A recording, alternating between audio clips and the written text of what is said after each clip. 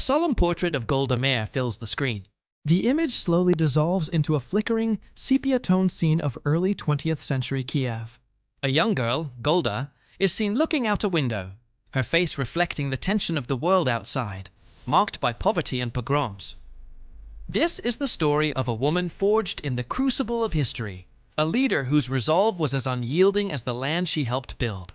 This is the story of Golda Meir, the Iron Lady of Israeli politics. From the hardships of her childhood in Kiev, where fear was a constant companion, a fire was lit within her, a determination to find a safe haven for her people. This early resolve would become the bedrock of her life's work, a journey that would take her from a frightened child to the leader of a nation. The screen transitions to show a young Golda arriving in the United States, her eyes wide with a mix of hope and apprehension. This image is quickly followed by scenes of her on a boat sailing towards the shores of mandatory Palestine. We then see her working the land on a kibbutz, her hands calloused but her spirit unbroken. Archival footage shows her speaking at a labor union meeting, her voice passionate and clear. Her journey was one of constant movement, always towards a single, unwavering promise: the creation of a Jewish homeland. After a brief sojourn in America, the pull of Zionism drew her to Palestine. There, on Kibbutz Merhavia, she embraced the tough, egalitarian life of a pioneer, driving tractors and planting trees. It was here that her natural leadership qualities began to shine. She quickly rose through the ranks of the Histadrut, the powerful labor federation, becoming a formidable voice for workers' rights and a key figure in the pre-state political establishment. Footage shows Golda in the United States in 1948, delivering a fiery speech to a captivated audience of American Jewish leaders. The scene shifts to show her years later as foreign minister, confidently shaking hands with world leaders like John F. Kennedy. We see her visiting newly independent African nations, overseeing Israeli aid programs. As the dream of a state neared reality, Golda's role became indispensable. In a make-or-break fundraising trip to the United States just before Israel's declaration of independence, her impassioned plea raised an astonishing $50 million, funds that proved critical for the fledgling state's survival.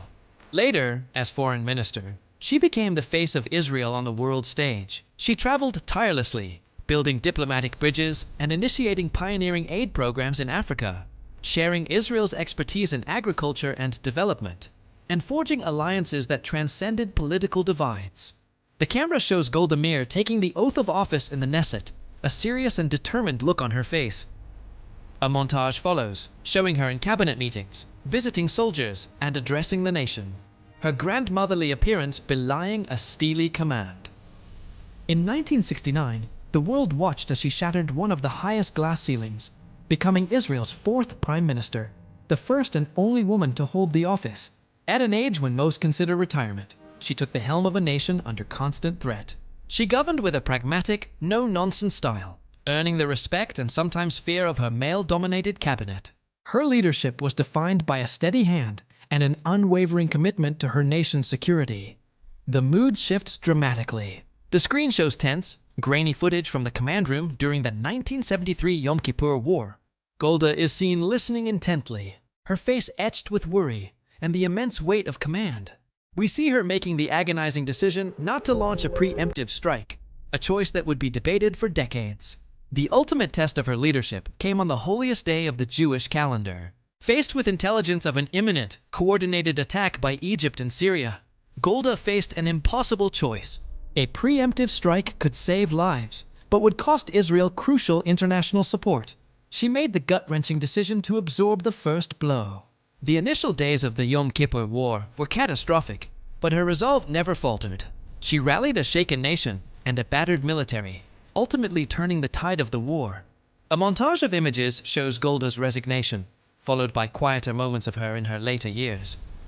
The footage slows, finally resting on a powerful, lasting portrait of her, her gaze both weary and wise. Her image as Israel's Iron Lady is cemented. Though the war was a military victory, the heavy losses took a personal toll, and she resigned in 1974. Yet, her legacy was already forged in the fire of that conflict, and a lifetime of service. She remains an icon of strength, a complex and often controversial figure who dedicated her entire being to the nation she helped create. Her story is a testament to the power of conviction. a reminder that even from the most humble beginnings, a leader can emerge to shape the destiny of a people.